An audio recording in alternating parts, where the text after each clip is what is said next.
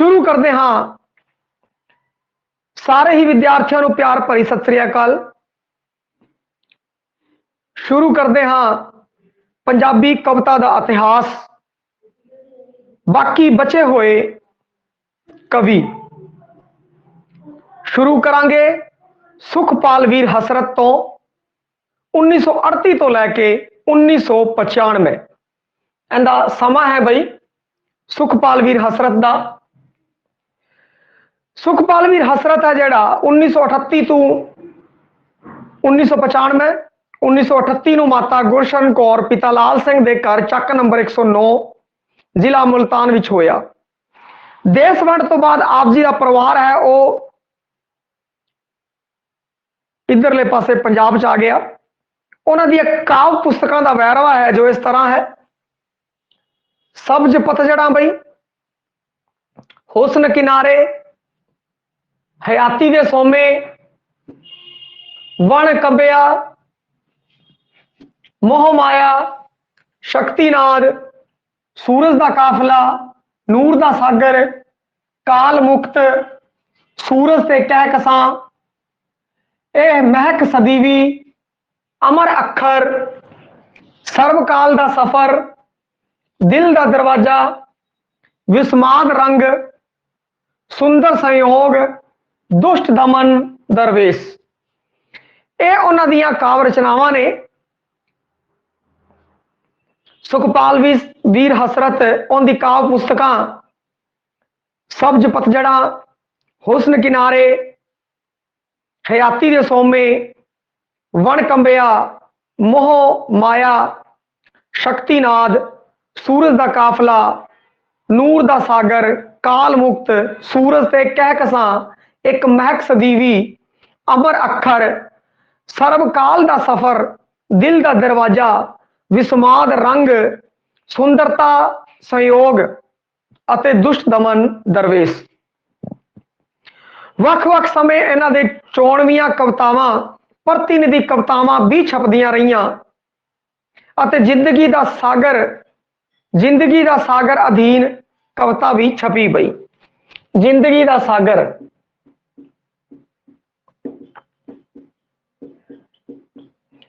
इस अधीन भी जड़ियां कवितावां ने वो छपियां बई इन्हां दियां। सुखपाल वीर हसरत की अगर आप गल करिए, सुखपाल वीर हसरत प्रयोगशील लहर का कवि सी बई।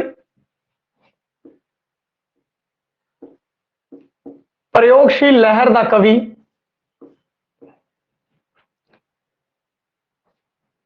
ए प्रयोगशील लहर तो संबंधित सीगा। प्रयोगशील लहर के जेड़े कवि ने जसबीर सिंह आहलूवालिया, सुखपाल वीर हसरत, रविंदर रवि, अजैब कमल, ये कुछ संबंधित ने प्रयोगशील लहर तो। आप गल कर रहे हैं सुखपाल वीर हसरत ने प्रयोगशील लहर तो शुरू होने तो पहला काव्य रचना शुरू करती। वो प्रयोगशील लहर तो बाद भी काव्य रचना करता रहा, भावें वो प्रयोगशील लहर के मोढियां विचों एक सी, पर वो कुछ देर ही प्रयोगशील लहर नाल चले। बाद विच शक्तिवाद नाम का नवा संकल्प है जो सुखपाल वीर हसरत ने दिता बई। प्रयोगशील लहर तो चलिया बई,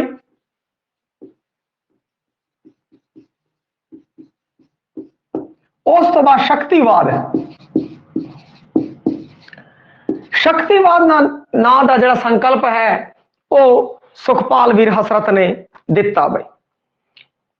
प्रयोगशील लहर के मोढियां चो सी, पहला प्रयोगशील लहर तो जुड़िया, उस तो बाद शक्तिवाद का इन्हें संकल्प दिता। पर उन्हों का आप साजिया काव्य सिद्धांत सी पई आ शक्तिवाद, जिसनों वो काव्य उद्देश्य वजों मनते सन। हसरत भी दूसरे प्रयोगशील कवियां वांग मानसिक विचारां दे बाहरमुखी प्रगटाव लई मिथिहास नूं काव्य बिंबां विच वरतन की कोशिश करता है। मिथिहास नूं काव्य बिंब के रूप विच वरतदा है। हसरत ने भावें गिणती विच काफी पुस्तकां लिखियां ने, पर वो अपनी विशेष विलक्षणता स्थापित करन तो असमर्थ रहा पई। इसी कारण आपां इस नूं होर कवियां दे विच पढ़ रहे हैं, वरना यह भी बाई नैम अपनी किताब दे विच छपिया हुंदा। अपने पाठक्रम अंदर इसका भी नाम हुंदा। गिणात्मक पक्षों काफी पुस्तकां लिखियां, वह अपनी विशेष विलक्षणता स्थापित ना कर सकिया, परंतु फिर भी उनका नाम दर्ज है कवियां दे अंदर। कुछ कवितावां जिवें करोड़पति युग सपूतनिक करफ्यू तो पहला, करोड़पति युग सपूतनिक करफ्यू तो पहला विच कुछ मौलिकता विखाई दिंदी है, पर बहुत ही कविता सिर्फ ते सिर्फ गिणती दे विच वाधा ही है। उस तो बाद आपां गल करिए अगले कवि दी। बई पहला सुखपाल वीर हसरत हो गया, हुण अगले दी आपां गल करिए रविंद्र रवि।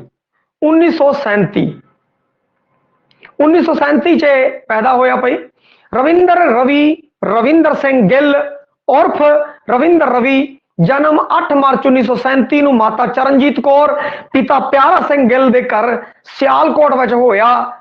कुछ देर स्कूल ਦੀ अध्यापकी की, फिर कीनिया चला गया और कीनिया तो बाद कैनेडा ਦੇ ਵਿੱਚ ਹੁਣ ਉਹ कैनेडा ਦੇ ਵਿੱਚ पूर्ण तौर ਤੇ ਸਥਾਪਿਤ ਹੋ ਚੁੱਕਾ है। देश विदेश ਵਿੱਚ ਘੁੰਮਿਆ ਹੋਇਆ ਸੀ, ਭਾਵੇਂ ਉਹਨਾਂ ਨੇ ਪ੍ਰਯੋਗਸ਼ੀਲ ਲਹਿਰ ਨਾਲ ਲਿਖਣਾ ਸ਼ੁਰੂ ਕੀਤਾ। ਇਸ ਨੇ प्रयोगशील लहर दे नाल लिखना शुरू किया पई इस बंदे ने।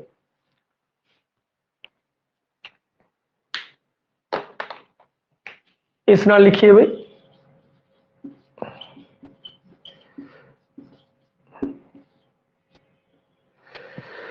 प्रयोगशील लहर दे नाल ने लिखना शुरू किया, परंतु यह किसी भी लहर नाल बजिया नहीं रहा। खुद भी लहर तो प्रभावित सी और लहरां नूं भी प्रभावित करता रहा। उन्हें प्रयोगशील लहर नाल लिखना शुरू किया, पर उस तो बाद लैके हुण तक निरंतर साहित्य साधना दे विच ओह लग्या होया है।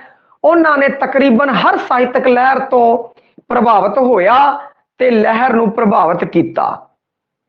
उन्होंने कविता, काव्य नाटक, कहानी, सफरनामे वर्गे साहित्य रूप विच भी साहित्य सिरजना की, संपादना भी की, समीक्षा भी की, कहानीकार, सफरनामाकार, काव्य नाटक भी लिखे उन्हें, संपादना भी की, समीक्षा भी की। बई आलोचक भी रहा है। इनदियां रचनावां दिल दरिया समुद्रों डूंगे मौलाना अब्दी दी है। मौलाना अब्दी दी रचना हैगी है, उस दी इन्हें काव्य तुक है जो उस दे उत्ते अपनी किताब का नाम लिखता, दिल दरिया समुद्रों डूंगे कौन दिलां दियां जाने, मौलाना अब्दी। पर इस दी किताब का नाम हैगा है दिल दरिया समुद्रों डूंगे, बुक्कल दे विच चोर, बिंदु, मौन हादसे, दिल ट्रांसप्लांट तो बाद, शहर जंगली है, मेरे मौसम दी वारी, जल भरम जल, चिट्टे काले धब्बे, शीशा, सीमा आकाश, शीशे ते दस्तक, अपने खिलाफ, शब्दों पार, शब्दों पार, सूरज तेरा मेरा, सूरज तेरा मेरा। ते इहदियां जिहड़ियां कवितावां आपां एक कहानी बनाई है बई इस दी, क्योंकि चंगी शख्सियत वाला कवि है रविंद्र रवि, आलोचक भी रहा है। तो इसलिए एक कहानी जी तुहानूं सुना दिंदा हां, उस नाल तुहानूं है जिहड़ियां इहदे काव्य संग्रह याद रह जाणगे। बई जिहड़ी इंदू सी बई इहदे विच बिंदु, जिहड़ी आ बिंदु है, बिंदु बिंदु एक कुड़ी शहर तो जंगल वल गई, बिंदु एक कुड़ी शहर तो जंगल वल गई, रास्ते च मौसम है वो खराब हो गया। भाई मौसम खराब हो गया, जल बरसन लग गया, पानी बरसन लग गया, जल बरसन लग गया, पानी बरसन लग गया। और उस वो जड़ा पानी आकाश तो गिरिया सी बई, आकाश तो पानी गिरिया और शीशे दे उत्ते, शीशे दे उत्ते चिट्टे काले धब्बे बन गए और उनका एक्सीडेंट हो गया, उनका एक्सीडेंट हो गया। एक्सीडेंट होने के कारण उस बिंदु कुड़ी का दिल है ट्रांसप्लांट तो करना पिया, ट्रांसप्लांट करना पिया उसका दिल, दिल ट्रांसप्लांट करना पिया। दिल दरिया समुद्रों डूंगे, दिल तो इंदियां दो रचनावां ने, काव्य पुस्तकां ने। ते एक कहानी तुसी याद रखनी है बिंदु नां दी कुड़ी दी। बई रविंद्र रवि के नाम नाल बिंदु ਨੂੰ जोड़ देना है। बिंदु ना दी कुड़ी शहर तो जंगल गई। बिंदु ना दी कुड़ी है जिहड़ी, इस तो बिंदु हो गया, शहर तो जंगल गई, शहर जंगली है, ये आपां नूं याद होगी। बिंदु ना दी कुड़ी शहर तो जंगल गई। रास्ते विच मौसम बड़ा खराब सी बई। मौसम खराब होने कारण आकाश दे विचों जिहड़ा जल है वो बरसन लग गया। आकाश तो हो गया सीमा आकाश, आकाश तो जल बरसन लग गया। जल परम जल बई, जल बरसन लग गया। और फिर उनकी कार दे अगे चिट्टे काले धब्बे पै गए बई। शीशे ते दस्तक देती, जिहड़ा कार दा शीशे ते दस्तक देती चिट्टे काले धब्बियां ने। और फिर उस तो बाद हो गया एक्सीडेंट। एक्सीडेंट तो दिल ट्रांसप्लांट करना पिया। दिल ट्रांसप्लांट तो बाद दिल दरिया समुद्रों डूंगे। ये गल हो गई पई। कुछ विख्या नहीं, उन्होंने सूरज ही नहीं विख्या उस कुड़ी नूं। ते ये कहानी तुसी कर लेनी है। बिंदु गई पिंड तो शहर गई, रास्ते में दस्तक देती बरसात। इनू जीना है, जियोगे ता ही फार्मूला याद रहेगा, वरना सब कुछ। बिंदु गई, इसमें एवं सोचना, बिंदु गई जंगल तो शहर की तरफ गई, बरसात होने लग गई बई, जल जल जल बरसन लग गया। आकाश तो आकाश नाल संबंधित है सीमा आकाश। और फिर शीशे ते दस्तक दे गए बूंदा बई, दस्तक दे गया शीशे ते काले चिट्टे धब्बे पै गए और एक्सीडेंट हो गया। दिल ट्रांसप्लांट करना पाया। दिल दरिया समुद्रों डूंगे, दिल दरिया समुद्रों डूंगे। बुक्कल दे विच और बिंदु मोहन हादसा हो गया सीगा। की हो गया सी? हादसा हो गया रास्ते च हादसा हो गया, मोहन हादसा। दिल ट्रांसप्लांट तो बाद शहर जंगली है, मेरे मौसम दीवारी, जल परमजम, काले धब्बे, चिट्टे काले धब्बे, सीमा आकाश, शीशे ते दस्तक, अपने खिलाफ शब्दों पार, सूरज तेरा मेरा ते गंडा। ये तुहानू याद रखनियां पैणगियां। रविंद्र रवि दे बारे थोड़ा चानना पा लीए बई। रविंद्र रवि काव्य संग्रह तो इलावा इसने काव्य नाटक भी लिखे। यह महत्वपूर्ण तथ्य है कि उन्हां दा साहित्य साधना केवल प्रयोगशील लहर तक सीमित नहीं है, वो प्रयोगशील लहर तो भी पार गया है। उसकी काव्य रचना अपने विशेष गुणा कारण प्रयोगशील लहर तो पार जाती है। खास करके उसकी पिछले समय की रचना समाजिक सरोकारां नाल ओत-पोत है। रविंद्र रवि प्रयोगशील लहर दे संवित प्रगतिवादी अते जुझारवादी काव्य रचना भी करता है। प्रयोगशील सब तो पहला की है, प्रयोगशील कवि है, प्रयोगशील रंग भारू है, परंतु बाद वाली रचना दे विच प्रगतिवाद ते जुझारवाद, प्रगतिवाद और प्रगतिवाद तो ही फिर अगला पड़ा जेड़ा पंजाब के अंदर जुझारवाद, प्रयोगशील, प्रगतिवाद, जुझारवाद इस तो संबंधित रहा। पर मैन प्रयोगशील कवि ये बनता है। जे धारावां तो बाहर जाता है तो प्रगतिवादी ते जुझारवादी भी कह सकते हैं।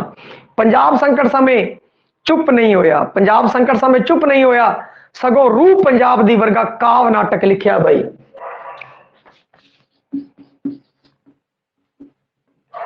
काव्य नाटक रूह पंजाब दी, रूह पंजाब दी, एक काव्य नाटक लिखिया रविंद्र रवि ने।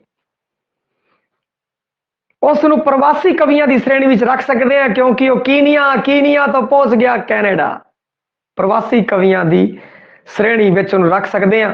देखो जेड़ा बंदा पंजाब तो कीनिया तो कनेडा गया, बड़े देशों विदेशों में घूमिया, तो वह बंदा समझ लो कि पूरा दुनिया ही घूम लिया। पर असल विच वह ब्रह्मंडक चेतना का कवि है।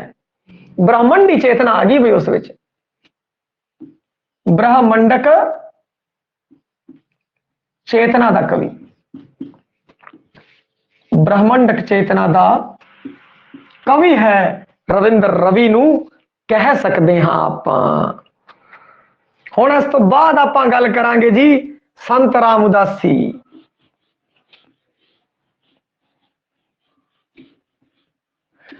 संत राम उदासी जुझारवादी कवि है भाई। अवतार पास, संत राम उदासी, लाल सिंह दल, लाल सिंह दल, ओम प्रकाश शर्मा, अजी ये बहुत सारे कवि पंजाब संकट नूं जिन्हां ने झलिया, जुझारवाद नाल जेड़े जूझे, और ਇਹਨੂੰ ਤਾਂ ਵਿਚਾਰੇ ਨੂੰ ਕੈਦ ਵੀ ਕਰ ਲਿਆ ਸੀਗਾ। ਬੜੀਆਂ ਤਸ਼ੱਦਦਾਂ ਦਿੱਤੀਆਂ ਗਈਆਂ ਉਸ ਸਮੇਂ ਦੀ ਸਰਕਾਰ ਨੇ। ਕਹਿੰਦੇ ਨੇ ਕਿ ਇਹਦੇ ਨੂੰ ਵੀ ਜਿਹੜੇ ਆ ਉਹ ਪੱਟਤੇ ਸੀ ਭਾਈ, ਪਰ ਤਸ਼ੱਦਦ ਚੱਲਿਆ, ਪਿੱਛੇ ਨਾ ਹਟਿਆ, ਗੱਲ ਕੀਤੀ ਸੱਚ ਦੀ, ਹਮੇਸ਼ਾ ਬੋਲਦਾ ਰਿਹਾ। और ਇਹਦੇ गाने बड़े प्रचलित ने। इन्ना इंकलाबी कवि, इन्ने प्रचलित ਇਹਦੇ गाने रहे ने किसी समय ਦੇ ਵਿੱਚ। ਤਾਂ ਹੀ ਤਾਂ ਆਪਣੀ ਜਿਹੜੀ किताब है 12वीं बोर्ड वाली उस ਦੇ ਵਿੱਚ ਇਹਦੇ रचना है ਜਿਹੜੀ ਉਹ शामिल है भाई।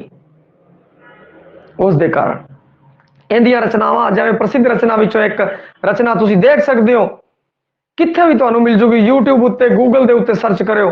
ਫਿਰ ਵੀ ਤੂੰ ਮੰਗਦਾ ਰਹੀ ਵੇ ਸੂਰਜਾ ਕਮਿਆਂ ਦੇ ਵੇੜੇ, ਹੋ ਮੰਗਦਾ ਰਹੀ ਵੇ ਸੂਰਜਾ ਕਮਿਆਂ ਦੇ ਵੇੜੇ।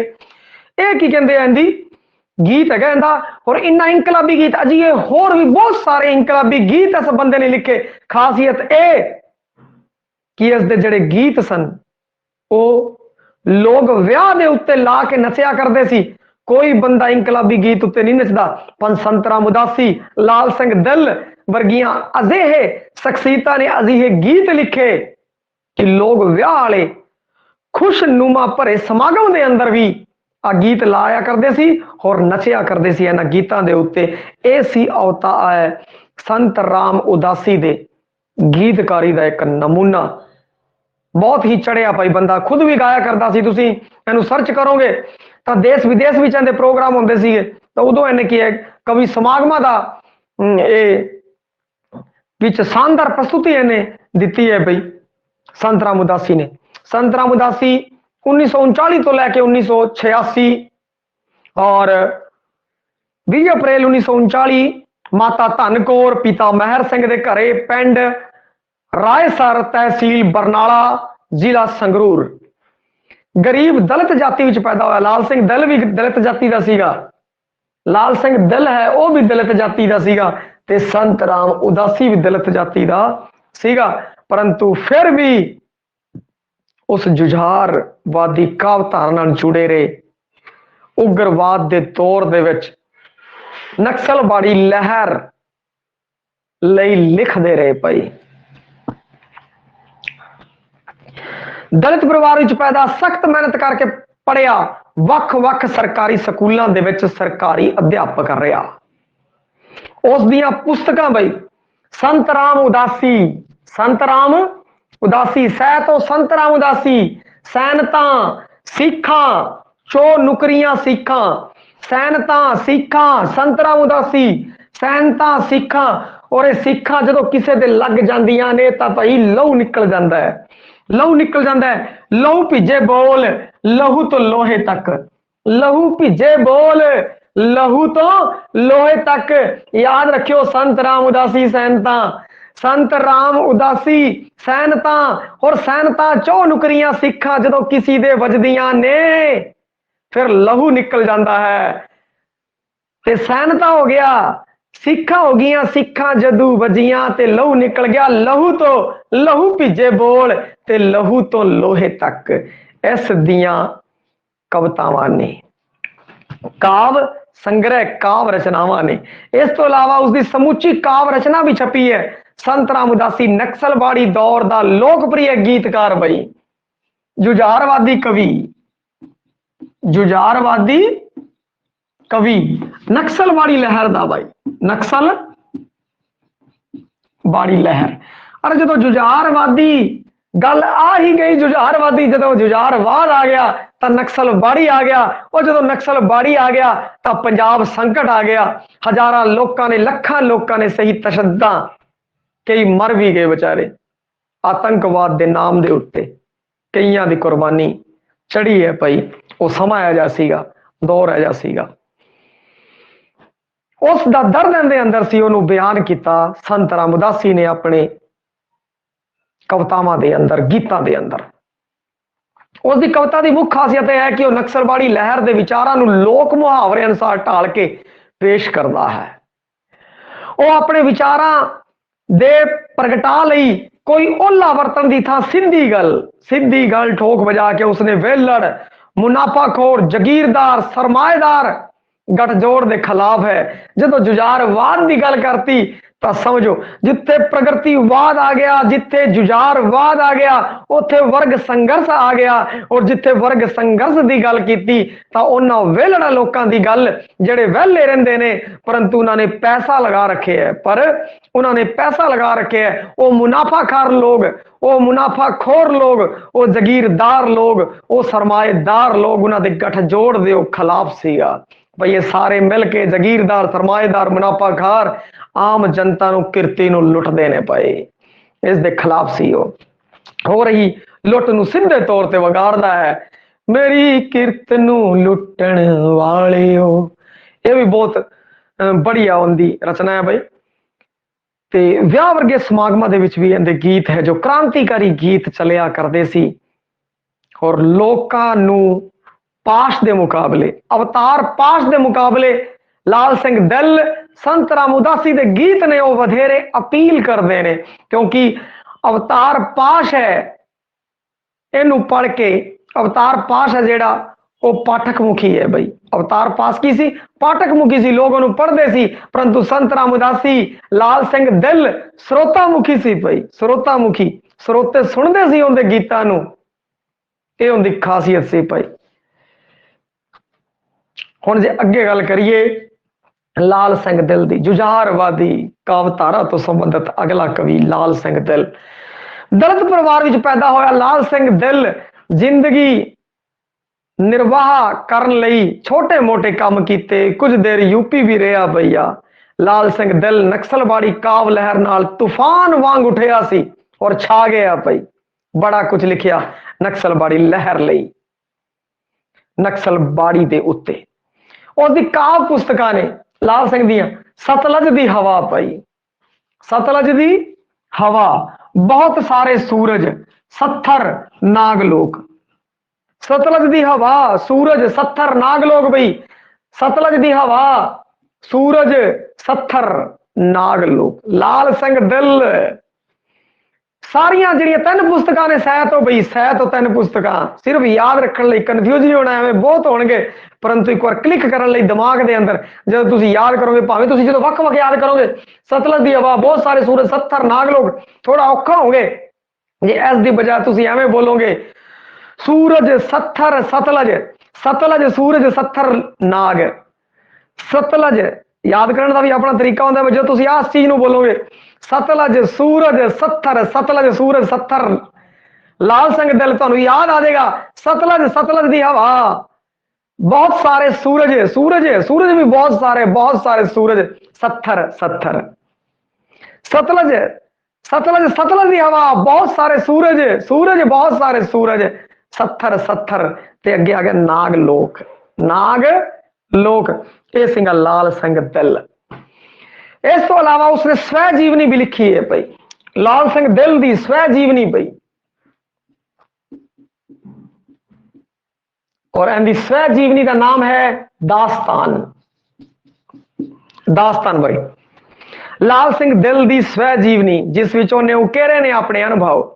ਦਾਸਤਾਨ ਸਵੈ ਜੀਵਨੀ ਹੈ, ਦਾਸਤਾਨ ਲਾਲ ਸਿੰਘ ਦਿਲ ਦੀ ਦਾਸਤਾਨ ਭਾਈ। ਲਾਲ ਸਿੰਘ ਦਿਲ ਦੀ ਦਾਸਤਾਨ, ਦਿਲ ਦੀ ਦਾਸਤਾਨ, ਦਿਲ ਦੀ ਦਾਸਤਾਨ, ਦਿਲ ਦੀ ਦਾਸਤਾਨ ਛਪੀ। ਲਾਲ ਸਿੰਘ ਨਕਸਲਬਾੜੀ ਦੌਰ ਦਾ ਪ੍ਰਮੁੱਖ ਕਵੀ ਸੀ। ਆਪਣੇ ਵੱਖਰੇ ਅਨੁਭਵ ਤੇ ਵੱਖਰੀ ਕਾਵ ਸ਼ੈਲੀ ਕਾਰਨ ਲਹਿਰ ਦੇ ਬਾਕੀਆਂ ਕਵੀਆਂ ਨਾਲੋਂ ਵੱਖਰਾ ਸਹਿਜ ਸਿਰਜਦਾ ਹੈ। ਸ਼ਾਇਦ ਦਿਲ ਦੀ ਵਿਲੱਖਣਤਾ ਦਾ ਕਾਰਨ ਹੀ ਹੈ ਕਿ ਉਸਦੇ ਜੀਵਨ ਅਨੁਭਵ ਦੀ ਦੇਣ ਹੈ ਜੋ ਉਹਨੇ ਜੀਵਨ 'ਚ ਸਿੱਖਿਆ, ਨਕਸਲਬਾੜੀ ਨੂੰ ਹੰਡਾਇਆ, ਲਿਖਿਆ। ਲਾਲ ਸਿੰਘ ਦਿਲ ਦਲਿਤ ਵਰਗ ਤੋਂ ਸੰਬੰਧਿਤ ਸੀ, ਗਰੀਬ ਯੁਵਕ ਸੀ। ਨਕਸਲਬਾੜੀ ਦੌਰ ਦੀ ਰਾਜਸੀ ਸਮਝ ਨਾਲ ਆਪਣੀ ਹੋਣੀ ਜੋੜਦਾ ਸੀ ਬਈ। ਹੋਣੀ ਕਹਿੰਦਾ, ਹੋਣੀ ਬਲਵਾਨ ਹੈ ਬਈ, ਹੋਣੀ ਜੋੜਦਾ ਸੀ। ਤੰਗੀਆਂ ਤੁਰਸੀਆਂ ਦੇ ਬਾਵਜੂਦ, ਹੀਣ ਭਾਵਨਾ ਦੇ ਬਾਵਜੂਦ ਵੀ, ਤੰਗੀਆਂ ਤੁਰਸੀਆਂ ਹੀਣ ਭਾਵਨਾ ਦੇ ਬਾਵਜੂਦ ਵੀ ਉਹਦੇ ਅੰਦਰ ਆ ਸਭ ਕੁਝ ਨਹੀਂ ਸੀ। ਉਹਦੇ ਅੰਦਰ ਸੀ ਸੰਘਰਸ਼। ਸੰਘਰਸ਼ ਭਾਵਨਾ ਦੇ ਨਾਲੋਂ ਭਰਿਆ ਹੋਇਆ ਸੀਗਾ। ਇਸੇ ਕਾਰਨ ਦੇ ਗੀਤਾਂ ਵਿੱਚ ਆਪਾਂ ਦੇਖਦੇ ਹਾਂ ਇੱਕ ਸੰਘਰਸ਼ ਹੈ, ਸੰਘਰਸ਼ ਹੈ। ਉਸ ਦੀ ਸੰਵੇਦਨਸ਼ੀਲ ਸਹਿਣਸ਼ੀਲਤਾ ਉਸਨੂੰ ਬਾਕੀਆਂ ਨਾਲੋਂ ਵੱਖਰਾ ਕਰਦੀ ਹੈ। ਵਰਗ ਸੰਘਰਸ਼ ਦੇ ਅਸਲੀ ਅਰਥ ਦਲਿਤ ਅਤੇ ਦਮਿਤ ਵਿਅਕਤੀ ਹੀ ਸਮਝ ਸਕਦਾ ਹੈ। वर्ग संकर ਨੂੰ दलित व्यक्ति और दमित व्यक्ति ही समझ सकता है, क्योंकि एक पासे होंगे ने लुटेरे, ਵੱਡੇ पूंजीपति, जागीरदार, सरमाएदार लोग ਜਿਹੜਾ ਕਿਰਤੀਆਂ ਦੀ ਮਿਹਨਤ ਨੂੰ ਚੁਰਾ ਲੈਂਦੇ ਨੇ। ਇਹ ਹੈ ਵਰਗ ਸੰਘਰਸ਼, ਜਾਤ ਪਾਤ ਨਹੀਂ, ਵਰਗ ਸੰਘਰਸ਼। ਆਉਣ ਵਾਲਾ ਸਮਾਂ ਹੋਏਗਾ ਉਸ ਤੇ ਵਰਗ ਸੰਘਰਸ਼ ਹੈ ਜਿਹੜਾ ਉਹ ਹੀ ਭਾਰੀ ਰਹੇਗਾ। ਜਾਤ ਪਾਤ ਹੈ ਉਹ ਦੂਰ ਹਟ ਜਾਏਗੀ, ਕਿਉਂਕਿ ਜਿਹੜੇ ਲੋਕ ਅਮੀਰ ਹੁੰਦੇ ਨੇ ਉਹਨਾਂ ਦੀ ਕੋਈ ਜਾਤ ਪਾਤ ਨਹੀਂ ਦੇਖਦਾ, ਜਾਤ ਪਾਤ ਸਿਰਫ ਗਰੀਬ ਦੀ ਦੇਖੀ ਜਾਂਦੀ ਹੈ। ਤੇ ਅਮੀਰ ਗਰੀਬ ਇੱਕ ਸ਼੍ਰੇਣੀ ਹੈ ਉਹ ਨਵੀਂ ਆ ਰਹੀ ਹੈ ਭਈ, ਆਉਣ ਵਾਲੇ ਸਮੇਂ 'ਚ ਹਾਵੀ ਰਹੇਗੀ ਉਹ। ਅਗਲਾ ਬੰਦਾ ਹੈ ਗੁਰਭਜਨ ਗਿੱਲ। ਗੁਰਭਜਨ ਗਿੱਲ ਪੰਜਾਬੀ ਕਾਵ ਜਗਤ ਦਾ ਵਿਸ਼ੇਸ਼ ਨਾਂ। ਉਸਨੇ ਆਪਣੀਆਂ ਕਾਵ ਰਚਨਾਵਾਂ ਜ਼ਰੀਏ ਜਿੱਥੇ ਆਪਸੀ ਸਾਂਝ, ਭਾਈਚਾਰੇ ਨੂੰ ਉਤਸ਼ਾਹਿਤ ਕਰਨ ਦੀ ਕੋਸ਼ਿਸ਼ ਕੀਤੀ, ਉੱਤੇ ਸਮਾਜਿਕ ਅਲਾਮਤਾਂ ਉੱਤੇ ਵੀ ਕਾਵ ਨਿਸ਼ਾਨਾ ਵਿੰਨਿਆ। ਗੁਰਭਜਨ ਗਿੱਲ 1953 ਹਜੇ ਵੀ ਜਿੰਦਾ ਹੈ ਭਾਈ। 1953 ਨੂੰ ਮਾਤਾ ਤੇਜ ਕੌਰ ਪਿਤਾ ਹਰਨਾਮ ਸਿੰਘ ਦੇ ਘਰੇ ਬਸੰਤਕੋਟ ਗੁਰਦਾਸਪੁਰ ਵਿਖੇ ਹੋਇਆ। ਕਾਵ ਪੁਸਤਕਾਂ ਸੀਸਾ ਬੋਲਦਾ ਹੈ, ਸ਼ੀਸ਼ਾ ਬੋਲਦਾ ਹੈ, ਹਰ ਧੁਖ ਦਾ ਪਿੰਡ ਮੇਰਾ ਹੈ, ਬੋਲ ਮਿੱਟੀ ਦੇ ਬਾਵਿਆ, ਬੋਲ ਮਿੱਟੀ ਦੇ ਬਾਵਿਆ ਬੜਾ ਫੇਮਸ ਡਾਇਲੋਗ ਹੈ ਬਈ। ਅਗਨ ਕਥਾ, ਖੈਰ ਪੰਜਾਂ ਪਾਣੀਆਂ ਦੀ ਧਰਤੀ ਨਾਦ, ਫੁੱਲਾਂ ਦੀ ਝਾਂਜਰ, ਪਾਰਦਰਸ਼ੀ ਮੇਰੇ ਪੰਥ ਤੇ ਤੰਦੂਰ, ਤੇ ਤੰਦੂਰ ਪਈ ਮੇਰੇ ਪੰਥ ਤੇ ਤੰਦੂਰ। ਸ਼ੀਸ਼ਾ ਬੋਲਦਾ ਹੈ, ਹਰ ਧੁਖ ਦਾ ਪਿੰਡ ਮੇਰਾ ਹੈ, ਬੋਲ ਮਿੱਟੀ ਦੇ ਬਾਵਿਆ, ਅਗਨ ਕਥਾ, ਖੈਰ ਪੰਜਾਂ ਪਾਣੀਆਂ ਦੀ ਧਰਤੀ ਨਾਦ, ਫੁੱਲਾਂ ਦੀ ਝਾਂਜਰ, ਪਾਰਦਰਸ਼ੀ ਮੋਰ ਪੰਖ ਤੰਦੂਰ ਉਸ ਦੀਆਂ ਪ੍ਰਮੁੱਖ ਕਾਵ ਰਚਨਾਵਾਂ ਨੇ। ਉਸ ਨੇ ਕਵਿਤਾ, ਗਜ਼ਲ, ਗੀਤ ਕਈ ਰੂਪ ਨੇ ਉਹਨੇ ਲਿਖੇ ਨੇ ਭਾਈ। ਇਹ ਸੀ ਗੁਰਭਜਨ ਗਿੱਲ। ਅੱਗੇ ਆ ਗਿਆ ਜੀ ਤਰਲੋਚਨ ਲੋਚੀ। ਕੁੜੀਆਂ ਤਾਂ ਕਵਿਤਾਵਾਂ ਹੁੰਦੀਆਂ, ਤੁਸੀਂ ਵੇਖ ਲਿਆ ਹੋਵੇਗਾ, ਮੈਂ ਇਹਦਾ ਗੀਤ ਵੀ ਸੀ ਉਹ ਪਾਇਆ ਸੀ। ਤਰਲੋਚਨ ਲੋਚੀ ਦੀ ਸ਼ਕਲ ਤੁਸੀਂ ਦੇਖ ਲਈ ਹੋਣੀ ਹੈ ਭਾਈ। ਮੇਰਾ ਜਿਹੜਾ ਟੈਲੀਗ੍ਰਾਮ ਚੈਨਲ ਹੈ ਉਸ ਦੇ ਉੱਤੇ ਮੈਂ ਗੀਤ ਵਗੈਰਾ ਕੰਟੈਂਟ ਆ ਸੰਬੰਧਿਤ ਉਹ ਪਾਉਂਦਾ ਰਹਿਣਾ ਹੈ। ਤੁਹਾਡੇ WhatsApp ਜਿਹੜਾ ਗਰੁੱਪ ਹੈ ਉਹਦੇ ਵਿੱਚ ਵੀ ਆ ਸਾਂਝਾ ਕੀਤਾ ਸੀਗਾ, ਤੇ ਤੁਸੀਂ ਵੇਖਿਆ ਹੋਣਾ। ਕਿੰਨੇ ਕਿੰਨੇ ਵੇਖਿਆ ਬਈ, ਇਹਦੀ ਸ਼ਕਲ ਕਿੰਨੇ ਕਿੰਨੇ ਵੇਖੀ ਹੈ ਉਹ ਓਕੇ SMS ਕਰੋ। ਤਰਲੋਚਨ ਲੋਚੀ 1965 ਹਜੇ ਵੀ ਜਿੰਦਾ ਹੈ ਭਾਈ। 1965 ਉਹ ਪੰਜਾਬੀ ਗਜ਼ਲਕਾਰ ਅਤੇ ਕਵੀ ਹੈ, ਪੰਜਾਬੀ ਦਾ ਹਰਮਨ ਪਿਆਰਾ ਸ਼ਾਇਰ। ਤਰਲੋਚਨ ਲੋਚੀ ਮੁਕਤਸਰ ਦੀ ਜੰਮਪਲ, ਮੁਕਤਸਰ ਤੋਂ ਆ ਗਿਆ ਲੁਧਿਆਣੇ, ਲੁਧਿਆਣੇ ਜਿੱਥੇ ਉਹ ਸੁਰਜੀਤ ਪਾਤਰ ਗੁਰਭਜਨ ਗਿੱਲ, ਸੁਰਜੀਤ ਪਾਤਰ ਗੁਰਭਜਨ ਗਿੱਲ ਰਵਿੰਦਰ ਭੱਠਲ ਨੂੰ ਮਿਲਿਆ, ਤੇ ਉੱਥੇ ਅਸੀਂ ਚਿਣਕ ਲੱਗੀ ਕਿ ਉਹ ਬਣ ਗਿਆ ਗਜ਼ਲਕਾਰ ਕਵੀ ਪਈ। ਉਹਦੇ ਕਾਵ ਸੰਗ੍ਰਹਿ ਦਿਲ ਦਰਵਾਜ਼ੇ ਗੁਲਕੰਦ, ਲੋਚੀ ਦਿਲ ਦਰਵਾਜ਼ੇ ਤੇ ਗੁਲਕੰਦ, ਬੜਾ ਮਨ ਲੋਚਦਾ ਹੈ ਗੁਲਕੰਦ ਖਾਣ ਦਾ ਬਈ, ਬੜੀ ਸਵਾਦ ਹੁੰਦੀ ਹੈ ਗੁਲਕੰਦ। ਇਹ ਦਿਲ ਹੈ ਲੋਚਦਾ ਗੁਲਕੰਦ ਲਈ, ਦਿਲ ਲੋਚਦਾ ਗੁਲਕੰਦ ਲਈ। ਤਰਲੋਚਨ ਲੋਚੀ ਦਿਲ, ਦਿਲ ਦਰਵਾਜ਼ੇ ਲੋਚਦਾ, ਦਿਲ ਲੋਚਦਾ ਗੁਲਕੰਦ ਲਈ, ਦਿਲ ਲੋਚਦਾ ਗੁਲਕੰਦ ਲਈ, ਦਿਲ ਦਿਲ ਦਰਵਾਜ਼ੇ ਲੋਚਦਾ। ਤਰਲੋਚਨ ਲੋਚੀ ਗੁਲਕੰਦ, ਗੁਲਕੰਦ ਬਈ ਗੁਲਕੰਦ, ਦਿਲ ਲੋਚਦਾ ਗੁਲਕੰਦ ਲਈ। ਅਗਲਾ ਜਿਹੜਾ ਆਪਣਾ ਕਵੀ ਹੈ ਜੇ ਉਸ ਦੀ ਗੱਲ ਕਰੀਏ, ਜਸਬੀਰ ਸਿੰਘ ਆਹਲੂਵਾਲੀਆ ਭਾਈ। 1935 ਜਸਬੀਰ ਸਿੰਘ ਆਹਲੂਵਾਲੀਆ ਅਖੀਰਲਾ ਆਪਣਾ ਕਵੀ, ਤੇ ਉਸ ਤੋਂ ਬਾਅਦ ਤਿਆਰ ਰਹੋ ਸ਼ਨੀਵਾਰ ਨੂੰ ਪੇਪਰ ਦੇਣ ਲਈ। ਕੱਲ ਆਪਾਂ ਪੜਾਂਗੇ ਪੰਜਾਬੀ ਨਾਵਲ। ਅਖੀਰਲਾ ਕਵੀ ਹੈ ਜਿਹੜਾ ਜਸਬੀਰ ਸਿੰਘ ਆਹਲੂਵਾਲੀਆ, ਉਸ ਦੀ ਆਪਾਂ ਗੱਲ ਹੈ ਹੁਣ ਕਰ ਲਈਏ। ਜਸਬੀਰ ਸਿੰਘ ਆਹਲੂਵਾਲੀਆ 1935, ਡਾਕਟਰ ਜਸਬੀਰ ਸਿੰਘ ਜਨਮ 1935, ਭਗਵੰਤ ਕੌਰ ਪਿਤਾ ਕਰਤਾਰ ਸਿੰਘ, ਪਿੰਡ ਗੁਰੂ ਹਰਸਰਾਏ, ਜ਼ਿਲ੍ਹਾ ਫਿਰੋਜ਼ਪੁਰ, ਮਾਲਵਾ, ਮਾਲਵੇ ਚ ਆ ਗਿਆ ਬਈ, ਫਿਰੋਜ਼ਪੁਰ ਪੰਜਾਬ। ਡਾਕਟਰ ਆਹਲੂਵਾਲੀਆ ਪ੍ਰਯੋਗਸ਼ੀਲ ਲਹਿਰ ਦਾ ਪ੍ਰਮੁੱਖ ਕਵੀ ਨਹੀਂ, ਮੋਢੀ ਤੇ ਸਿਧਾਂਤਕਾਰ। ਪ੍ਰਯੋਗਸ਼ੀਲ ਲਹਿਰ ਦਾ ਬਈ, ਪ੍ਰਯੋਗਸ਼ੀਲ ਲਹਿਰ ਦਾ ਮੋਢੀ। ਪ੍ਰਯੋਗਸ਼ੀਲ ਲਹਿਰ ਤੋਂ ਸੰਬੰਧਿਤ ਪ੍ਰਯੋਗਸ਼ੀਲ ਲਹਿਰ ਦਾ ਮੋਢੀ अमृता प्रीतम मोहन सिंह के जिहड़े प्रतीक बिंबा नूं वंगारण वाला वो कहता सी बहुत टाइम हो गया मोहन ते अमृता प्रीतम दे ਜਿਹੜੇ ਬਾਰ-ਬਾਰ ਪ੍ਰਤੀਕ ਨੇ ਦੁਹਰਾਏ ਜਾ ਰਹੇ ਨੇ ਹੁਣ ਗੱਲ ਕਰਨੀ ਪਊਗੀ ਆਪਾਂ ਨੂੰ ਪ੍ਰਯੋਗ ਦੀ ਕਵਿਤਾ ਵਿੱਚ ਨਵੇਂ-ਨਵੇਂ ਪ੍ਰਯੋਗਾਂ ਦੀ ਲੋੜ ਹੈ ਔਰ ਪ੍ਰਯੋਗਸ਼ੀਲ ਲਹਿਰ ਦੇ ਬਾਰੇ ਮੈਂ ਜਦੋਂ ਸ਼ੁਰੂਆਤ ਕੀਤੀ ਸੀ ਤਾਂ ਕਾਫੀ ਕੁਝ ਬਤਾਇਆ ਸੀ ਭਾਈ ਤੁਹਾਡੇ ਨੋਟਸ ਦੇ ਅੰਦਰ ਵੀ ਤੁਸੀਂ ਦੇਖ ਸਕਦੇ ਹੋ ਅੱਜ ਵੀ ਮੈਂ ਨੋਟਸ ਹੈ ਅਪਲੋਡ ਕੀਤੇ ਆ ਭਾਈ ਤੇ 2 ਦਿਨ ਰੁਕ ਜਿਓ ਆ ਸਾਰਾ ਫਾਈਨਲ ਹੋ ਗਿਆ ਮੈਂ ਦੁਬਾਰਾ ਫਿਰ ਇੱਕ ਫਾਈਨਲ ਮਾਰੂੰਗਾ ਤੇ ਉਹ ਤੁਸੀਂ ਪ੍ਰਿੰਟ ਲੈ ਲਿਓ ਭਾਈ ਲਗਭਗ 55-56 ਪੇਜ ਹੈਗੇ ਆ 2 ਦਿਨਾਂ ਬਾਅਦ ਪ੍ਰਿੰਟ ਲੈ ਲਿਓ ਦੇਖ ਲਿਓ ਸਭ ਨੇ ਦੇਖ ਲਿੱਤਾ ਹੋਣਾ ਭਾਈ जिन्हों ने वेख लिया वो ओके SMS के अनुसार असीं वेख लिया है जिहड़ा तुसीं अपलोड किया है जसबीर सिंह आहलूवालिया प्रयोगशील धारा दा कवि प्रयोगशील धारा दा मोढी कवि और कई लोग तो इत्थे तक कहते हैं कि जसबीर सिंह आहलूवालिया प्रयोगशील लहर दा खुद बनया प्रधान सी भाई भाई वो प्रधान बन गया एक नूं सैकटरी थापता एक नूं आ थापता एक नूं आ थापता दी जसबीर सिंह आहलूवालिया ने कई लोग कहते हैं कि आप प्रयोगशील लहर का आप थापे अपने आप प्रधान सी पई हो ते उहदी रचनावां कागज दा रावण कागज दा रावण भाई कागज दा रावण कूड़ राजा कूड़ प्रजा कागज दा रावण कूड़ राजा कूड़ प्रजा सच की बेला बाहरों सरापे अंदरों गवाचे काया कप्पड़ टुक टुक होसी काया कप्पड़ टुक टुक होसी कागज दा रावण कूड़ राजा कूड़ प्रजा कूड़ सब संसार इंदियां तुसी अगर तुक्कां देखो थोड़ी जी अगर गौर करो इंदियां तुक्कां दे उत्ते तुसी वेख रहे होगे कि बाणी दी तुक्कां दा वरतों कर रहा है परंतु है प्रयोगशील धारा दा कवि किधर इहनूं अध्यात्म दरबार दो पर इन्हें जड़ियां कवितावां दी वरतों कीती है काव रचनावां दे नाम दी वरतों कीती है देखो इहदा रिदम देखो गुरबाणी नाल थोड़ा टच करो इहनूं बई कूड़ राजा कूड़ प्रजा सच की बेला काया कप्पड़ टुक टुक होसी काया कप्पड़ टुक टुक होसी इन्हां तीनां नूं थोड़ा आपां लैने आ भी एक बार बई जिहड़े गुरबाणी तो संबंधित है वो जल्दी पकड़ के होने बई बाकी नूं भी पकड़ा दांगे बई कूड़ राजा कूड़ प्रजा कूड़ राजा कूड़ प्रजा काया कप्पड़ टुक टुक होसी और फिर सच की बेला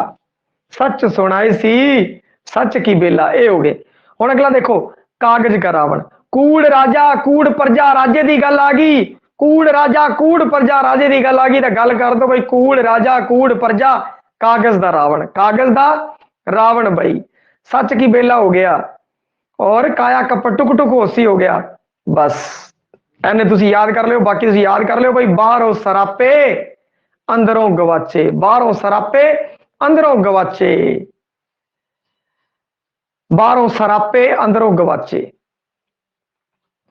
देखो कूड़ राजा कूड़ प्रजा जसबीर सिंह आहलूवालिया दी रचनावां दी अगर गल करिए कूड़ राजा कूड़ प्रजा सच की बेला काया कप्पड़ टुक टुक होसी कह दे उत्ते देखो कह दे उत्ते आ रही है कूड़ राजा कूड़ प्रजा काया कप्पड़ टुक टुक होसी कागज दा रावण कह दे उत्ते आ गया बाणी तो समझ तुक्का नूं यूज किया कूड़ राजा कूड़ प्रजा काया कप्पड़ टुक टुक होसी सच की बेला ये हो गया भाई ये हो गया फिर उस तो बाद गल करिए अलग है जड़ियां वो बाहरों सरापे अंदरों गवाचे बाहरों सरापे अंदरों गवाचे ये की कहते हैं कि आउंदियां प्रयोगशील लहर दे सारे गुण उस समाई बैठा प्रयोगशील लहर जसबीर सिंह आहलूवालिया गुरबाणी दा ना ठोक दिओ भैया उस दी कविता विच आधुनिक मनुख दी मैं केंद्रित हो मैं दा जख्मी होना आधुनिक मनुख दी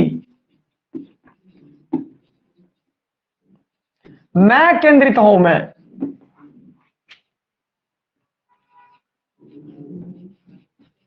केंद्रित हाउ मैं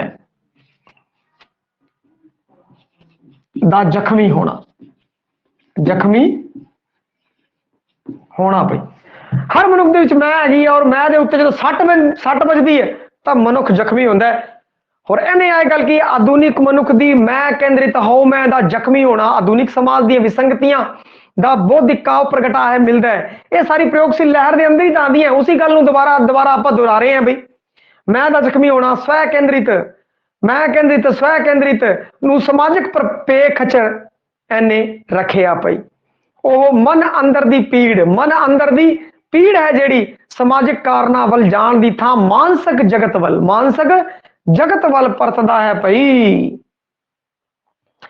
ਉਹ ਸਮਾਜਿਕ ਮਾਨਸਿਕ ਪ੍ਰਸੰਗ ਵਿੱਚ ਵੀ ਦੁਵਿਧਾ ਦਾ ਸ਼ਿਕਾਰ ਨਹੀਂ ਹੈ, ਸਗੋਂ ਉਹ ਕਿਸੇ ਦਰਸ਼ਨ ਜਾਂ ਵਿਚਾਰਧਾਰਾ ਤੋਂ ਵੀ ਦੂਰ ਹੈ।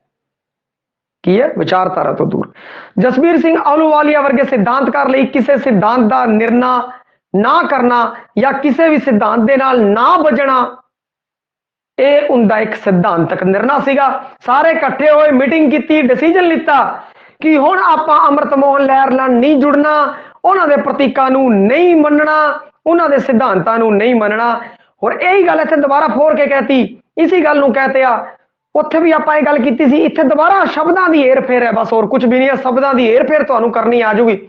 ਤੁਸੀਂ ਪ੍ਰਗਤੀਵਾਦ ਨੂੰ ਅਗਰ ਸਮਝ ਲਿਆ ਤੇ ਪ੍ਰਗਤੀਵਾਦ ਤੋਂ ਸੰਬੰਧਿਤ ਕੋਈ ਵੀ ਲੈਣ ਆ ਗਈ, ਤੁਸੀਂ ਗਲਤ ਨਹੀਂ ਕਰੋਗੇ। ਜੇ ਤੁਸੀਂ ਪ੍ਰਯੋਗਸ਼ੀਲ ਨੂੰ ਸਮਝ ਲਿਆ, ਪ੍ਰਯੋਗਸ਼ੀਲ ਤੋਂ ਸੰਬੰਧਿਤ ਕੋਈ ਵੀ ਲੈਣ ਲਿਖੀ ਆ ਜੇ, ਤੁਹਾਡੀ ਗਲਤ ਨਹੀਂ ਹੋਵੇਗੀ। ਪ੍ਰਯੋਗਸ਼ੀਲ ਤੋਂ ਸੰਬੰਧਿਤ ਕਵੀ ਹੈ ਉਹ ਆ ਜਾਣਗੇ ਤਾਂ ਤੁਹਾਡਾ ਅੰਦਾਜ਼ਾ ਹੈ ਜਿਹੜਾ ਗਲਤ ਨਹੀਂ ਹੋਵੇਗਾ। ਇਸੇ ਕਾਰਨ ਸਿਧਾਂਤ ਦਾ ਨਿਰਣਾ ਨਾ ਕਰਨਾ, ਕਿਸੇ ਵੀ ਸਿਧਾਂਤ ਨਾਲ ਨਾ ਵੱਜਣਾ, ਇਹੀ ਤਾਂ ਇੱਕ ਸਿਧਾਂਤ ਉਹਨਾਂ ਨੇ ਆਹੀ ਸਿਧਾਂਤ ਬਣਾਇਆ ਸੀਗਾ। ਕਿਸੇ ਸਿਧਾਂਤ ਨਾਲ ਨਹੀਂ ਵੱਜਾਂਗੇ, ਪ੍ਰਯੋਗ ਕਰਾਂਗੇ, ਜਿਸ ਨੂੰ ਪ੍ਰਗਤੀਵਾਦੀ ਆਲੋਚਕ ਸਥਾਪਤੀ ਪੱਖੀ ਵਿਚਾਰਧਾਰਾ ਨਾਲ ਜੋੜਦੇ ਆ। ਇਸ ਤਰ੍ਹਾਂ ਸੋਚ ਕਿਸੇ ਵੀ ਕਿਸਮ ਦੀ ਤਬਦੀਲੀ ਦੀ ਵਿਰੋਧੀ ਹੋ ਕੇ ਠਹਿਰਾਓ ਦੀ ਸੂਚਕ ਹੈ। ਕੀ ਹੈ? ਠਹਿਰਾਓ ਦੀ ਸੂਚਕ ਹੈ। ਪ੍ਰਗਤੀਵਾਦੀਆਂ ਦਾ ਜਿਹੜਾ ਦੋਸ਼ ਹੈ ਉਹ ਸੱਚਾ ਜਾਪਣ ਲੱਗ ਪੈਂਦਾ ਹੈ ਬਈ, ਜਦੋਂ ਆਪਣੇ ਵਿਅੰਗ ਨੂੰ ਮਿਹਨਤਕਸ਼ ਲੋਕਾਂ ਵਿੱਚ ਵਿਰੁੱਧ ਵਰਤਣਾ ਸ਼ੁਰੂ ਕਰਦਾ ਹੈ। ਮਿਹਨਤਕਸ਼ ਲੋਕਾਂ ਦੇ ਵਿਰੁੱਧ ਵੀ ਉਹਨੇ ਪ੍ਰਯੋਗ ਕੀਤਾ। ਤੇ ਇੱਥੇ ਕੀ ਕਹਿੰਦੇ ਆ ਕਿ ਜਿਹੜੇ ਸਮਾਜਵਾਦੀ ਸੀ, ਜਿਹੜੇ ਮਾਰਕਸਵਾਦੀ ਸੀਗੇ, ਪ੍ਰਗਤੀਵਾਦੀ ਸੀ, ਉਹ ਕਹਿੰਦੇ ਭਈ ਆਹ ਤਾਂ ਕਮਾਲ ਦੀ ਗੱਲ ਹੈ, ਇਹਨੇ ਤਾਂ ਕਿਰਤੀਆਂ ਦੀ ਮੰਜੀ ਠੋਕਤੀ। ਇਸ ਤਰੀਕੇ ਦਾ ਇਹ ਬੰਦਾ ਸੀ ਬਈ, ਬੜਾ ਹੀ ਬੋਲਡ ਸੀਗਾ। ਜਦੋਂ ਕਿ ਆਪਣੇ ਵਿਅੰਗ ਨੂੰ ਮਿਹਨਤਕਸ਼ ਲੋਕਾਂ ਦੇ ਵਿਰੁੱਧ ਵਰਣਨਾ ਸ਼ੁਰੂ ਕਰਤਾ ਉਹਨੇ। ਔਰ ਉਸਨੇ ਇੱਕ ਇਹਦੀ ਜਿਹੜੀ ਕਵਿਤਾ ਹੈ ਉਸ ਵਿੱਚ ਲਿਖਿਆ ਹੈ, ਰਾਸ਼ਨ ਡਿਪੂ ਦੇ ਰੋਲੇ ਨੂੰ ਪਲ ਦੋ ਪਲ ਤਾਂ ਸੰਤ ਕਰੋ, ਕਣਕ ਦਾ ਦਾਣਾ ਖਾ ਕੇ ਆਦਮ ਜੰਨਤ ਨੂੰ ਸੀ ਖੋ ਬੈਠਾ, ਫਿਰ ਅੰਨ ਲਈ ਕਿਉਂ ਗੁਰਲਾਉਂਦੇ ਹੋ, ਤੁਸੀਂ ਅੰਨ ਤਾਂ ਰੋਜ਼ ਹੀ ਖਾਂਦੇ ਹੋ, ਤੇ ਅੰਨ ਲਈ ਕਿਉਂ ਗੁਰਲਾਉਂਦੇ ਹੋ, ਤੁਸੀਂ ਅੰਨ ਤਾਂ ਰੋਜ਼ ਹੀ ਖਾਂਦੇ ਹੋ। ਵਿਵਸਥਾ ਦੇ ਉੱਤੇ ਆਵਾਜ਼ ਨਹੀਂ ਉਠਾਈ। ਉਹਨਾਂ ਕਿਰਤੀਆਂ ਦੇ ਵਿਚਾਰੇ ਲੈਣ ਦੇ ਵਿੱਚ ਖੜੇ ਸੀ, ਉਹਨਾਂ ਦੇ ਕਹਿਤਾ ਬਈ ਤੁਸੀਂ ਲੈਣ ਚੱਲ ਰਹੇ ਹੋ, ਰੋਲਾ ਪਾਈ ਜਾਂਦੇ ਹੋ ਕਣਕ ਦੇ ਪਿੱਛੇ, ਦਾਣਿਆਂ ਦੇ ਪਿੱਛੇ, ਜਦੋਂ ਕਿ ਆਵਾਜ਼ ਉਠਾਉਣੀ ਚਾਹੀਦੀ ਸਿਸਟਮ ਦੇ ਖਿਲਾਫ। ਕਿਉਂ ਆਪਾਂ ਨੂੰ ਲਾਈਨ ਲਗਾਉਣੀ ਪੈਂਦੀ ਹੈ ਬਈ, 100 ਬੰਦਿਆਂ ਦੀ ਲਾਈਨ ਲਗਾਉਣੀ ਪੈਂਦੀ ਹੈ ਲੈਣ? ਕਿਉਂ? ਸਿਸਟਮ ਦੇ ਵਿੱਚ ਸੁਧਾਰ ਦੀ ਜ਼ਰੂਰਤ ਹੈ। ਕਿਉਂਕਿ ਔਰ ਫੋਰਨਰ ਦੇ ਸਿਸਟਮ ਹੈ, ਉਹਦੇ ਚਾਹੇ ਆਨਲਾਈਨ ਬੁਕਿੰਗ ਹੁੰਦੀ ਹੈ, ਤੁਸੀਂ ਕਿਸੇ ਵੀ ਸਰਕਾਰੀ ਦਫ਼ਤਰ 'ਚ ਜਾਂਦੇ ਹੋ ਤਾਂ ਤੁਹਾਨੂੰ ਇੱਕ ਸਮਾਂ ਮਿਲਦਾ ਹੈ, 10 ਵਜੇ, 11 ਵਜੇ, 12 ਵਜੇ, ਕੋਈ ਲਾਈਨ 'ਚ ਨਹੀਂ ਲੱਗਣਾ ਹੁੰਦਾ, ਸਿੱਧਾ ਜਾਓ। ਅਗਰ ਆਪਣੇ ਵੀ ਐਵੇਂ ਹੋਣ ਲੱਗ ਜੇ ਸਿਸਟਮ ਭਈ ਆਪਾਂ ਵੀ ਕਿਸੇ ਦਫ਼ਤਰ 'ਚ ਜਾਈਏ, ਆਪਾਂ ਪਹਿਲਾਂ ਹੀ ਟੋਕਨ ਲੈ ਲਈਏ, ਟੋਕਨ 'ਚ ਆਪਾਂ ਨੂੰ ਟਾਈਮ ਮਿਲ ਗਿਆ, ਔਰ ਟਾਈਮ ਦੇ ਵਿੱਚ ਕੀ ਹੋ ਗਿਆ ਕਿ ਆਪਾਂ ਨੂੰ ਸਮਾਂ ਮਿਲ ਗਿਆ 12 ਵਜੇ, ਆਪਾਂ 12 ਵਜੇ ਜਾਵਾਂਗੇ ਔਰ ਸੁਣਾਈ ਹੋ ਜੂਗੀ। ਔਰ ਹੁੰਦਾ ਕੀ ਹੈ, ਆਪਣੇ ਬੰਦੇ ਵਿਚਾਰੇ ਸਾਰੇ ਹੀ 10 ਵਜੇ ਸਵੇਰੇ ਹਸਪੀਟਲ ਪਹੁੰਚ ਜਾਂਦੇ ਹੈ, ਖੜੇ ਰਹਿੰਦੇ ਆ 2 ਵਜੇ ਤੱਕ ਚੱਲਦਾ ਰਹਿੰਦਾ, ਲੰਬੀ ਲੈਣਾ ਵਗੈरह सब कुछ। धीरे धीरे उम्मीद है कि यह सब कुछ सेट हो जाएगा, बेहतरीन हो जाएगा भाई। उसनू राशन डिपू की अगे राशन लैना की जुड़ी भीड़ उसनू ना तो प्रगतिवादियों वांग सरकार की नलायकी प्रतीक होंदी है, परंतु उसनू ना ही इन्हां लोकां नाल कोई हमदर्दी है। वो तो कहता क्यों एवं रोला रप्पा पाई जाने हो, दाने पीछे रोज तन खाने हो। इस तरीके का वो सिस्टम है, वो वरतदा है। आधुनिक मनुख लई प्यार दे परंपरक अर्थ गवा चुके ने, प्यार दे जिहड़े परंपरक अर्थ ने वो गवा चुके। हुण काम दे विच आधुनिक मनुख है, अगर अज भी देखा जाए प्यार तो परा गया, काम है वो वध रहा है, प्यार है वो घट रहा है। प्यार दोहां धिरां च परस्पर पाखंड बन के रह गया है, और इस नूं ही चितरिया है भाई इस बंदे ने। हर तरीके के प्रयोग उन्हें किए है भाई। आहलूवालिया अपने काव्य लई विषय भी आधुनिक मनुख की कार विहारी जिंदगी चो लैंदा है। आधुनिक मनुख की जिहड़ी कार विहारी जिंदगी है वो हंडा की रहा है, वो किस तरीके का दर्द भोग रहे हैं, वो उसके विषय रहिंदे ने। आधुनिक मनुख की जिंदगी विच दफ्तर तो घरे, दफ्तर मुखी, सहकर्मणा, रेडियो, अखबार, आवाजाही के साधन बड़ा महत्व रखते हैं। फिर उस मनुख की गल जो मनुख की गल आगी दफ्तरों आण जाण उनके सहकर्मियों की गल होगी, रेडियो की गल, अखबार की गल, आवाजाही की गल, जो धक्के खांदा है उन्होंने गल स्थान रखते हैं। इसनों अपना विषय बनाया। वो तो लाटरी और बीमे ते भी कविता लिखती, फिर लाटरी से भी कविता, बीमे ते भी कविता लिखती। कूड़ आजा कूड़ प्रजा में उसकी बोधक व्यंगमई ते उत्तम उदाहरण मिल जाती है। पर यह व्यंग समाजिक प्रपेख तो सकना होने करके अपनी साहित्यक सार्थकता गुआ चुका है, क्योंकि ये व्यंग किया है जिवें हुण राशन डिपू वाला व्यंग करता, किरतियां उत्ते बेचारे लैन लेके खड़े आ उसके उत्ते, और व्यंग करना सी सरकार के उत्ते, मतलब समाजिक प्रपेख तो व्यंग होया नहीं ना हुंदा। इसी कारण राशन दे डिपू वाली एक उदाहरण दी सी भाई कि समाजिक प्रपेख दे विच इहदा विरोध ना होया, ये तो उन्होंने उत्ते व्यंग कसता भाई जी लैन ला के बैठे है। तो उत्थों ही आपको समझ आ गया भाई इसने समाजिक प्रपेख तो सखना होने कारण अपनी साहित्यक सार्थकता है गुआ के निरर्थक रह जाता है वो, क्योंकि समाज तो वही सुनूगा ना